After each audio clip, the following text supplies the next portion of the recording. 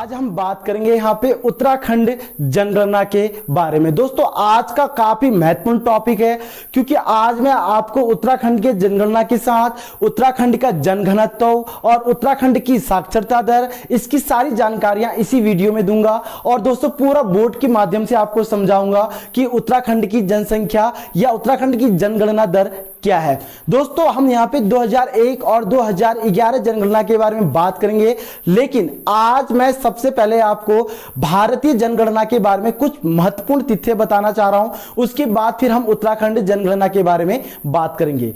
वैसे तो दोस्तों आपको पता होगा कि उत्तराखंड की जो जनगणना की जो शुरुआत हुई है वह 2001 से हुई है। क्या दोस्तों आपको पता है कि भारत में पहली बार जनगणना की शुरुआत कब हुई थी? तो दोस्तों इसकी सारी जानकारियां मैं आपको इसी वीडियो में दूंगा। तो आप लोगों से रिक्वेस्ट है कि वीडियो पूरा देखिएगा। मैं चंद्र गोयल, स्वागत है आपका आपके अपने यूट्यूब चैनल लर्निंग इंडिया में। तो दोस्तों देखिएगा, सबसे पहले अगर हम बात करें यहाँ पे भारतीय जनगणना के बारे में, सबसे पहले भारत में जो जनगणना की शुरुआत हुई थी वह कब हुई थी? 1872 में। ध्यान दीजिएगा, 1872 में पहली बार भारत में जनगणना की शुरुआत हुई थी और यह किसके द्वारा शुरू की गई थी? लॉर्ड मियो द्वारा। लेकिन यह पूरी रूप से सफल नहीं रहा दोस्तों, और इसमें काफी सारी बाधाएं आई जिसके कारण इसको असफल घोषित कर दिया गया। उसके बाद 1881 से नियमित रूप से, ध्यान दीजिएगा, 1881 से नियमित रूप से भारत में जनगणना की क्या की गई? शुरुआत की गई। और यह कार्य किसके शासनकाल में रहा? तो दोस्तों यह रहा लॉर्ड रिपन के शासनकाल में। पहला पॉइंट क्लियर कीजिएगा, लॉर्ड रिपन ने इसको सफल रूप से जनगणना करवाया दोस्तों भारत में, और पूरी रूप से यह क्या रहा? सफल रहा। और 1881 से कंटिन्यू प्रति 10 वर्ष के अंतराल में भारत में जनगणना कराई गई। दोस्तों क्या दोस्तों आपको पता है कि भारत में अभी तक कितने जनगणना हो चुके हैं? तो इसका भी मैं आपको क्लियर करवा दूं। भारत में भी प्रेजेंट में यानी कि 2011 की जनगणना के अनुसार टोटल 14 बार 1872 से 2011 तक टोटल 14 बार क्या हो चुके हैं दोस्तों? जनगणना हो चुके हैं। और 1872 से 2011 यानी कि 14 जनगणना हो चुके हैं। और 2011 के बाद अगर बात करें यानी कि 2021 की, तो दोस्तों ये होगा आपका 15वां जनगणना। पहला पॉइंट क्लियर कीजिएगा। अगर आपसे पूछा जाता है कि स्वतंत्र भारत का यानी कि 1947 से अगर हम बात करें, स्वतंत्र भारत का जो जनगणना था 2011 तक, तो वह कौन से नंबर का था? तो दोस्तों वह था आपका कौन से नंबर का? 6ठे नंबर का। ये क्लियर कीजिएगा। अब जो 2021 में आपका जनगणना होगा दोस्तों, यह कौन से नंबर का होगा? तो दोस्तों ये होगा आपका 7वें नंबर का। ये पॉइंट क्लियर कीजिएगा। यानी कि स्वतंत्र भारत का 6ठा पूरी रूप से क्लियर हुआ था 2011 में, और 1872 से 2011 के बीच में जो जनगणना समाप्त हुई थी वह कौन से नंबर की थी दोस्तों? 14वें नंबर की। तो ये थे दोस्तों कुछ महत्वपूर्ण तथ्य जो मैंने अभी आपको बताया जनगणना की कुछ बातें। ठीक है, अब देखिएगा पॉइंट यहां पे क्लियर करते हैं। अगर यहां पे भारत की जनसंख्या के बारे में बात करें तो विश्व में भारत दूसरे स्थान पे है दोस्तों, ये आपको पता होगा। और 2021 के अनुसार भारत की जो जनसंख्या है दोस्तों वो लगभग 121 करोड़ के लगभग बीच में क्लियर है दोस्तों। ठीक है, अभी 2021 में जो नई जनगणना होगी शायद उसमें कुछ नए ब्यौरा आपको मिल जाए, और काफी महत्वपूर्ण तथ्य भी आपको देखने को मिलेंगे। क्योंकि अगर हम बात करें यहाँ पे चाइना की बात करें तो दोस्तों उसने अभी काफी जनसंख्या नियंत्रण में काफी अच्छा एक कानून घोषित कर रखा है। तो क्या पता ये कुछ समय के बाद हमारे भारत में भी देखने को मिल सकते हैं। तो दोस्तों ये कुछ डिस्कस है, ये हम बाद में आपको बताएंगे, बट अभी हम बात करेंगे अपने उत्तराखंड की।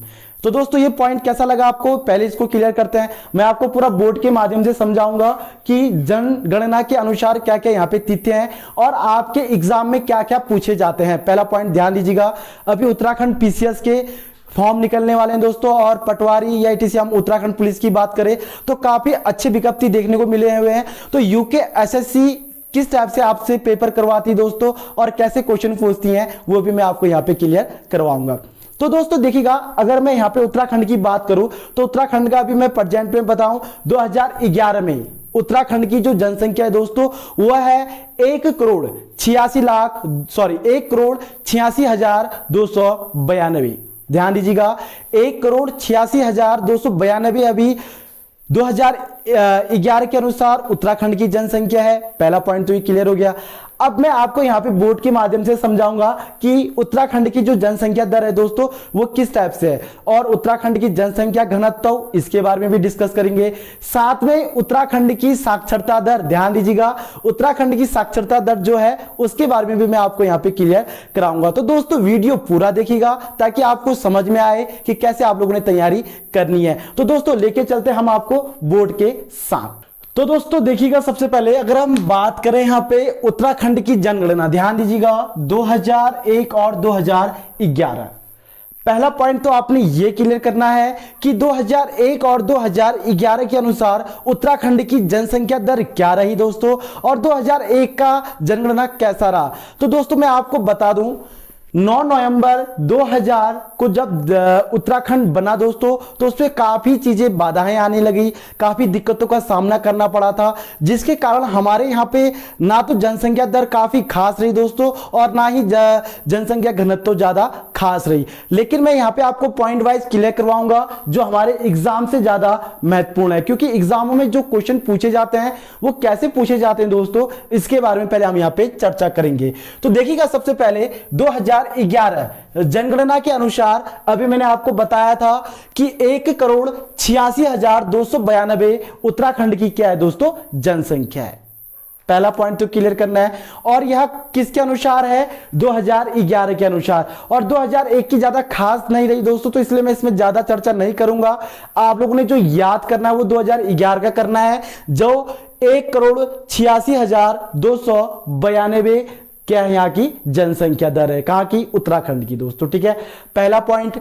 दूसरा पॉइंट ध्यान दीजिएगा, जिसमें 50.93% पुरुष, ध्यान दीजिएगा 50.93% पुरुष और 49.07% क्या है दोस्तों महिलाएं हैं। क्लियर, ध्यान दीजिएगा, एक बार फिर दोहराते हैं, 50.93% पुरुष है दोस्तों और 49.07% क्या है यहाँ पे महिला है 2011 के जनसंख्या के जनगणना के हिसाब से। दूसरा पॉइंट क्लियर हो गया। तीसरा पॉइंट है दोस्तों आपका, उत्तराखंड की जनसंख्या देश की कुल जनसंख्या में कितनी है दोस्तों, 0.83%। यानी कि कहने का तात्पर्य ये हुआ दोस्तों, जैसे आपको पता होगा भारत में सबसे अधिक जनसंख्या उत्तर प्रदेश की है, जो लगभग 2011 के अनुसार 19 करोड़ है। ध्यान दीजिएगा, 19 करोड़ वहां की क्या है दोस्तों जनसंख्या है। और पूरे भारत की अगर मैं बात करूं तो पूरे भारत में उत्तराखंड की जो जनसंख्या दर मानी गई दोस्तों वो कितनी मानी गई है, 0.883%। पॉइंट क्लियर कीजिएगा, 0.83% उत्तराखंड की जनसंख्या मानी गई है पूरे भारत की जनसंख्या के हिसाब से। तीसरा पॉइंट अगर हम बात करें दोस्तों कि उत्तराखंड हमारा, यानी कि उत्तराखंड दोस्तों क्षेत्रफल के हिसाब से भारत का 20वें स्थान का क्या हमारा राज्य है दोस्तों, जहां पर ध्यान दीजिएगा 1.67% जनसंख्या क्या करती है, क्षेत्रफल है दोस्तों कहां का, उत्तराखंड का। पहला पॉइंट तो क्लियर कीजिएगा कि उत्तराखंड का यानी कि क्षेत्रफल के हिसाब से कितना परसेंट है, 1.69% क्या है दोस्तों यहां की क्षेत्रफल, यानी कि पूरे उत्तराखंड का जो लंबाई चौड़ाई कह सकते हैं आप लोग कि पूरा क्षेत्रफल दृष्टि कितना है दोस्तों, 1.69%। उसके बाद अगर जनसंख्या के हिसाब से बात करें तो भारत का उत्तराखंड कौन से स्थान में है, 20वें स्थान में। तो ये पॉइंट भी आप लोगों ने क्लियर करना है। और आपको पता होगा दोस्तों कि हिमालय के हिसाब से अगर बात करें, यानी कि पहाड़ियों के हिसाब से असम पहला स्थान है, तो हमारा उत्तराखंड कौन से स्थान में दोस्तों, 11वें स्थान पे है। ये पॉइंट भी आप लोगों ने क्लियर करना है, क्योंकि एग्जाम में बार बार पूछे भी जा रहे हैं। तो आप लोग से रिक्वेस्ट है कि थोड़ा सा पॉइंट बना के याद कीजिएगा दोस्तों, क्योंकि यूकेएसएससी जो एग्जाम पे आपसे क्वेश्चन पूछते हैं वो थोड़ा सा हटके पूछता है, और ये आपके नॉलेज में रहना चाहिए कि हमारे उत्तराखंड के जो भी भौगोलिक स्थिति है या फिर राजनीतिक स्थिति है दोस्तों, ये दोनों कॉन्सेप्ट आपको पूरी रूप से क्लियर होने चाहिए। उसके बाद देखिएगा सबसे अधिक जो जनसंख्या है दोस्तों वो कहां की, हमारे हरिद्वार की। आपको पता होगा अगर उत्तराखंड की मैं बात करूं तो उत्तराखंड में सबसे अधिक जनसंख्या कहां की दोस्तों, हरिद्वार, उधम सिंह नगर या फिर देहरादून। ये 3 ऐसे जिले हैं जहां पर लगभग 52% क्या करती है दोस्तों, जनसंख्या निवास करती है उत्तराखंड की। तो ये पॉइंट भी आपको पता होना चाहिए दोस्तों। हरिद्वार की जो जनसंख्या है वो कितनी दोस्तों, देखिएगा ये 18,90,422 कितनी दोस्तों, यानी कि सिर्फ हरिद्वार की अगर मैं बात करूं तो 18,90,422 जनसंख्या है सिर्फ हरिद्वार की। ये कब की जनगणना बता रहा हूं मैं आपको, 2011। ध्यान दीजिएगा 2011 की पॉइंट को लेकर चल रहा हूं मैं, क्योंकि एग्जाम में काफी पूछे भी जाते हैं और ये आपको याद भी होना चाहिए दोस्तों, ठीक है। उसके बाद है दोस्तों सबसे कम, आपको पता होगा अगर मैं बात करूं यहां पे उत्तराखंड जिलों की तो 3 जिले सबसे छोटे हैं, चंपावत, रुद्रप्रयाग और बागेश्वर। और रुद्रप्रयाग सबसे कम जनसंख्या वाला क्या है दोस्तों, जिला है। पॉइंट क्लियर, यानी कि जिसकी जनसंख्या कितनी दोस्तों, 2,42,000 जी 2 लाख, ये हो गया आपका 42,285 यहां की क्या है दोस्तों जनसंख्या है, कहां की, रुद्रप्रयाग की। 2 लाख रुद्रप्रयाग की और 18 लाख कहां की दोस्तों, हरिद्वार की। ये बहुत बार पूछा गया है कि सबसे न्यूनतम जनसंख्या वाला जिला कौन सा है, तो आप लोगों ने कहना है रुद्रप्रयाग, या सबसे अत्यधिक जनसंख्या वाला जिला कौन सा है, तो आपने कहना दोस्तों हरिद्वार, ठीक हो गया। उसके बाद मैंने ये पॉइंट आपको बताया कि राज्य की जो 52.10% यानी कि 52.10% जो जनसंख्या है दोस्तों, ये हमारे 3 जिलों में निवास करती है, हरिद्वार, देहरादून, यूएस नगर में। ध्यान दीजिएगा हरिद्वार, देहरादून और यूएस नगर, यानी कि 3 ऐसे जिले हमारे जहां पे 52 दोस्तों क्या करती है, 52% जनसंख्या क्या करती है, निवास करती है। तो कैसा लगा दोस्तों ये पॉइंट आप लोगों ने बताना है, क्योंकि आज मैं आपको पूरे जनगणना यानी कि 2011 की जितनी भी अच्छी जो पॉइंट है दोस्तों जनगणना के हिसाब से, वो मैं आपको इसी वीडियो में क्लियर करा जा रहा हूं। और आप लोगों से रिक्वेस्ट है, मैं यहां पे आप लोगों से ये नहीं कहूंगा कि आप चैनल को सब्सक्राइब कीजिएगा या आप वीडियो को लाइक कीजिएगा दोस्तों। अगर आपको बेटर लगता है तो आप अपने हिसाब से देखिएगा कि क्या करना चाहिए। उसके बाद हम पढ़ेंगे जो नेक्स्ट टॉपिक, वो है दोस्तों आपका जनसंख्या घनत्व। और जनसंख्या घनत्व के बारे में मैं आपको बताऊं तो यहां पे एक पॉइंट क्लियर होता है कि जनसंख्या घनत्व है क्या।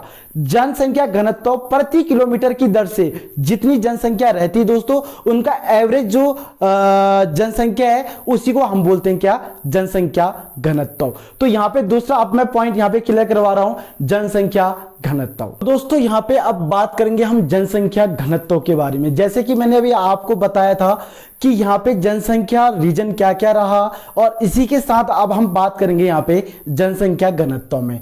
देखिएगा दोस्तों अगर हम बात करें 2011 जनसंख्या घनत्व की तो 189 व्यक्ति प्रति वर्ग किलोमीटर था। ध्यान दीजिएगा 189। अगर आपसे एग्जाम में पूछा जाए कि उत्तराखंड की जनसंख्या घनत्व दर कितनी है तो आप कहोगे 189 व्यक्ति प्रति किलोमीटर दर। ये पॉइंट आपको क्लियर होना चाहिए दोस्तों।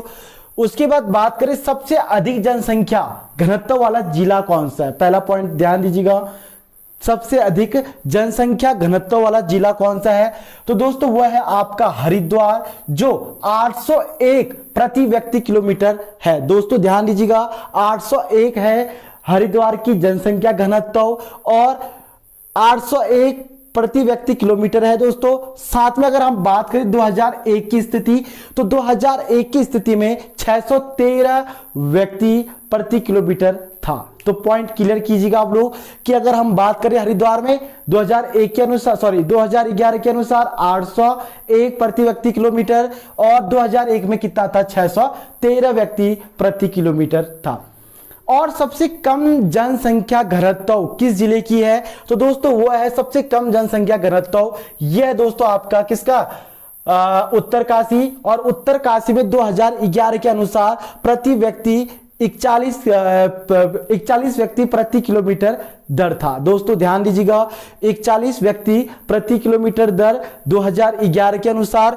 अगर हम बात करें 2001 में, तो 2001 में कितना था दोस्तों, 37 व्यक्ति प्रति किलोमीटर दर, यानी कि 37 मान के चलेगा, 4 व्यक्ति बढ़े हुए 2011 में प्रति किलोमीटर दर के हिसाब से। तो दोस्तों ये थे कुछ महत्वपूर्ण पॉइंट जो आपके एग्जाम में पूछे जाते हैं। अब देखिएगा यूकेएसएससी का कोई भरोसा नहीं है दोस्तों, एक बात ध्यान दीजिएगा, वो कहीं से भी किसी टाइप से भी आपसे एग्जाम में क्वेश्चन पूछ सकता है। तो इसलिए मैंने आपको ये पूरा जनसंख्या घनत्व का जिले वाइज 2011 और 2001 का क्या रहा हुआ है, ये मैं आपको यहां पे समझाऊंगा, और इसको आप लोग बिल्कुल एक पॉइंट बना के लिखिएगा जो आप लोग के लिए काफी महत्वपूर्ण रहेगा। दोस्तों देखिएगा, सबसे पहले हम बात करेंगे यहाँ पे हरिद्वार की। तो 2011 में हरिद्वार की जनसंख्या घनत्व कितनी थी, 801, और 2001 की अगर हम बात करें तो दोस्तों यह कितनी थी, 613। ध्यान दीजिएगा, अगर आपको कंफ्यूजन हो रहा तो मैं यहां पे लिख लेता हूं 2011 प्लस 2001, क्लियर कीजिएगा। 2011 और 2001 क्लियर करना है। हरिद्वार में 801 और 2001 के हिसाब से 613 ही हो गया। यूएस नगर यानी कि उधम सिंह नगर में 2011 के अनुसार 649 प्रति व्यक्ति किलोमीटर की दर के हिसाब से था, और 2001 में कितना था दोस्तों, ये 486। पॉइंट क्लियर कीजिएगा। उसके बाद दोस्तों देहरादून की 2011 के हिसाब से प्रति किलोमीटर जो घनत्व था दोस्तों, यह था आपका 549, और 2001 में कितना रहा दोस्तों, ये 415। तो ये भी वृद्धि हो रखी है। पॉइंट क्लियर कीजिएगा, ये पूछा जा सकता है। उसके बाद है अल्मोड़ा। ध्यान दीजिएगा दोस्तों, ये काफी पूछा जाता है। अल्मोड़ा में है दोस्तों 2011 के हिसाब से 198 व्यक्ति प्रति किलोमीटर दर के हिसाब से, और ये 2001 में वृद्धि में थी दोस्तों, 201 था ये, क्योंकि किसी जिले का बढ़ता है दोस्तों, किसी जिले का घटता है। इसका रीजन रहता है दोस्तों प्लान। देखिएगा आप लोग, ज्यादातर लोग क्या करते हैं, नौकरी लगते हैं या एटीसी बाहर जब नौकरी के लिए जाते हैं दोस्तों, तो वो पूरा परिवार लेके जाते हैं, जिसके कारण वो गांव में क्या हो जाता है दोस्तों, जनसंख्या घनत्व की क्या हो जाती है, कमी हो जाती है। तो ये पॉइंट भी क्लियर करना है। अल्मोड़ा में 2011 में 198 है दोस्तों, और 2001 में कितना था, 201 व्यक्ति प्रति किलोमीटर। उसके बाद नैनीताल में बढ़ा हुआ है दोस्तों, 225 व्यक्ति प्रति किलोमीटर 2011 में है, और 2001 की बात करें तो इसमें कितना था दोस्तों, 179 यानी कि 179 व्यक्ति प्रति किलोमीटर। उसके बाद है दोस्तों टिहरी गढ़वाल में 117 2011 के हिसाब से प्रति व्यक्ति किलोमीटर, और 166 ये क्या था दोस्तों, 2001 में प्रति व्यक्ति किलोमीटर के हिसाब से। उसके बाद देखिएगा, पॉइंट क्लियर कीजिएगा, पौड़ी गढ़वाल में 2011 के अनुसार 129 व्यक्ति प्रति किलोमीटर दर के हिसाब से था, लेकिन 2001 में इसकी वृद्धि दर रही है 131 व्यक्ति प्रति किलोमीटर दर। देखिएगा दोस्तों, कहीं पे घटता है कहीं पे बढ़ता है, ये ग्राफिकल क्वेश्चन होता है, तो आप लोगों को बिल्कुल कंफ्यूज नहीं होना है, ये पॉइंट आप लोगों ने क्लियर करना है। दोस्तों अगर आपसे पूछा जाए आप जिस जिले में रहते हैं तो उस जिले के बारे में आपको थोड़ी सी नॉर्मल जानकारियां होनी चाहिए, और ये जानकारियां तो लगभग कॉमन सी चीजें हैं दोस्तों, जो आपको याद करनी ही पड़ती है, ठीक है। उसके बाद दोस्तों आपका चंपावत की अगर मैं बात करूं तो चंपावत की 2011 के हिसाब से 147 व्यक्ति प्रति किलोमीटर, और 2001 के हिसाब से कितनी थी दोस्तों, ये 127 व्यक्ति प्रति किलोमीटर। उसके बाद है रुद्रप्रयाग में दोस्तों 122 व्यक्ति प्रति किलोमीटर के हिसाब से, और 2001 में कितनी थी, ये 115 व्यक्ति प्रति किलोमीटर की दर से, ठीक है। उसके बाद है बागेश्वर में दोस्तों 2011 के अनुसार 116 व्यक्ति प्रति किलोमीटर, और 2001 में यह कितनी थी, 110 व्यक्ति प्रति किलोमीटर। उसके बाद दोस्तों पिथौरागढ़। ध्यान दीजिएगा, पिथौरागढ़ में भी जनसंख्या दर थोड़ा सा दोस्तों घटा हुआ या बढ़ा हुआ कह सकते हैं, 2 से 3 व्यक्ति यहां पे बढ़े हुए हैं। पिथौरागढ़ में 2011 की जनगणना के हिसाब से जनसंख्या घनत्व 68 व्यक्ति प्रति किलोमीटर, और 2001 के अनुसार की बात करें तो 65 व्यक्ति प्रति किलोमीटर दर के हिसाब से था। दोस्तों ध्यान दीजिएगा, पिथौरागढ़ के अगर आप रहने वाले हैं तो ये पॉइंट क्लियर कीजिएगा। 68 यानी कि 2011 के हिसाब से 68 व्यक्ति प्रति किलोमीटर दर जनसंख्या घनत्व में, और 65 व्यक्ति प्रति किलोमीटर दर 2001 के अनुसार रहा हुआ है। उसके बाद दोस्तों चमोली है दोस्तों आपका 2011 में 49 व्यक्ति प्रति किलोमीटर दर, और 2001 में कितना रहा ये 46 व्यक्ति प्रति किलोमीटर दर। तो ये 2 पॉइंट भी क्लियर कीजिएगा। उसके बाद है उत्तरकाशी। तो उत्तरकाशी में है दोस्तों 41 व्यक्ति प्रति किलोमीटर दर और 2001 के अनुसार कितनी दोस्तों ये 37 व्यक्ति प्रति किलोमीटर दर। तो दोस्तों ये जो मैंने यहाँ पे आपको पूरा एक डायग्राम के अनुसार दोस्तों पूरा समझा रखा है, इसको एक बार आप लोग कॉपी में नोट कीजिएगा ताकि आपके आने वाले जितने भी आगामी एग्जाम्स हैं उसमें काफी आपको हेल्पफुल मिले और काफी बेस्ट पॉइंट मिले, और ये आपको सामान्य ज्ञान के लिए भी काफी महत्वपूर्ण है दोस्तों। ये पॉइंट आप लोग याद कीजिएगा। उसके बाद हम बात करेंगे यहाँ पे लिंगानुपात। अब है लास्ट पॉइंट हमारे पास लिंगानुपात, और लिंगानुपात में आपको 2-4 पॉइंट यहां पे बताऊंगा जो हमारे लिए काफी महत्वपूर्ण है दोस्तों। उसके बाद फिर हम साक्षरता दर की बात करेंगे कि कहां पे कैसे क्वेश्चन पूछे जाते हैं। तो दोस्तों देखते हैं अब लिंगानुपात। तो फिर बात करेंगे यहां पे उत्तराखंड लिंगानुपात। ध्यान दीजिएगा, यहां पे जो उत्तराखंड लिंगानुपात की बात करेंगे ये 2001 व 2011 के अनुसार है। ध्यान दीजिएगा, लिंगानुपात कहते हैं कैसे है किसे हैं दोस्तों। पहले तो आपको ये पॉइंट क्लियर होना चाहिए कि लिंगानुपात जो कहते हैं दोस्तों वो किसे कहते हैं, 1000 पुरुष पर कितनी महिलाएं हैं ये गिना जाता है दोस्तों, और उसके बाद उसको लिंगानुपात कहा जाता है। पहला पॉइंट क्लियर कीजिएगा, यानी कि 1000 से इसको शुरू किया जाता है। 1000 पुरुषों में कितनी महिलाएं बची हैं या कितनी महिलाएं ज्यादा हैं या उससे कम है, तो इनको कहा जाता है लिंगानुपात। अगर 1000 पुरुष से अगर ज्यादा हैं महिलाएं तो आप कहोगे कि उस राज्य का, उस जिले का, उस जगह का लिंगानुपात ज्यादा है। अगर 1000 पुरुषों से अगर कम है महिलाओं की संख्या तो आप कहोगे कि उस राज्य या जगह का जो लिंगानुपात वो क्या है दोस्तों, कम है। तो ये पॉइंट क्लियर करना है। तो पहला पॉइंट है 2011 की जनगणना के अनुसार कितना है दोस्तों, 1000 पुरुषों में 963 महिलाएं हैं। ध्यान दीजिएगा, 1000 पुरुषों में 963 क्या है दोस्तों, महिलाएं हैं। उसके बाद 2001 में 1000 पुरुषों में कितनी थी दोस्तों, 962 महिलाएं, यानी कि एक महिला बड़ी बड़ी हुई है। ध्यान दीजिएगा, 2001 में तो 963 थी दोस्तों लिंगानुपात, और 2001 में कितनी थी, 962 थी। ये पॉइंट आप लोगों ने क्लियर करना है। उसके बाद सबसे अधिक लिंगानुपात किस जिले की है दोस्तों, तो यह है अल्मोड़ा की। क्यों, क्योंकि 1000 पुरुषों में 139 महिलाएं क्या है दोस्तों यहाँ पे ज्यादा है। तो कहोगे कि 1139 महिलाएं हैं कहां के, अल्मोड़ा में। तो ये पॉइंट क्लियर करना है कि सबसे अधिक लिंगानुपात किस जिले में है दोस्तों, तो यह है आपका अल्मोड़ा। उसके बाद दोस्तों नेक्स्ट आपका सबसे कम लिंगानुपात। तो सबसे कम लिंगानुपात कहां का है दोस्तों, तो यह आपका कहां का, हरिद्वार का। और हरिद्वार का कितना है दोस्तों, 880। ध्यान दीजिएगा, सबसे कम लिंगानुपात किसके हैं दोस्तों, हरिद्वार का है। और 1000 पुरुषों में मात्र 880 महिलाएं बची हैं कहां से, हरिद्वार से, 2011 के अनुसार। पॉइंट क्लियर करना है दोस्तों। उसके बाद देश में लिंगानुपात की अगर मैं बात करूं तो दोस्तों पूरे भारत में उत्तराखंड का जो स्थान है वह है 11वां स्थान। पॉइंट क्लियर, यानी कि पूरे भारत में उत्तराखंड का जो स्थान है लिंगानुपात में वह कौन सा स्थान है दोस्तों, 11वां स्थान है। ये पॉइंट वाइज क्लियर कीजिएगा, ये एग्जाम के लिए भी काफी महत्वपूर्ण है। और संघ यानी कि केंद्र शासित प्रदेश और राज्य की हम बात करें, अगर दोनों को मिक्स करके उत्तराखंड की हम बात करें कि कौन से स्थान में है, तो दोस्तों यह है आपके कौन से स्थान में, 12वें स्थान में। तो ये भी काफी महत्वपूर्ण पॉइंट है जो आप लोगों से पूछा जा सकता है दोस्तों। अब चलते हैं हम दोस्तों यहाँ पे साक्षरता दर, यानी कि उत्तराखंड की साक्षरता दर क्या है। उत्तराखंड साक्षरता दर के बारे में दोस्तों ये लास्ट पॉइंट है आपका, और ये पॉइंट आपको पूरी रूप से क्लियर करना है क्योंकि ये एग्जाम में आप लोगों से पूछा जा सकता है। तो दोस्तों देखिएगा, पहले अगर 2011 में भारत की साक्षरता दर की बात करें तो दोस्तों भारत में टोटल जो साक्षरता दर थी वह कितनी थी, 73.0%। ध्यान दीजिएगा, 73.0% भारत की साक्षरता दर थी, जिसमें पुरुष की साक्षरता दर दोस्तों 80.9% व महिलाओं की साक्षरता दर कितनी थी दोस्तों, 64.6%। ध्यान दीजिएगा, अगर हम बात करें यहाँ पे 73% भारत की साक्षरता दर पुरुषों में 80% और महिलाओं में कितनी थी दोस्तों 64%। यानी कि महिलाओं की जो साक्षरता दर दोस्तों काफी कम मानी गई है 2011 जन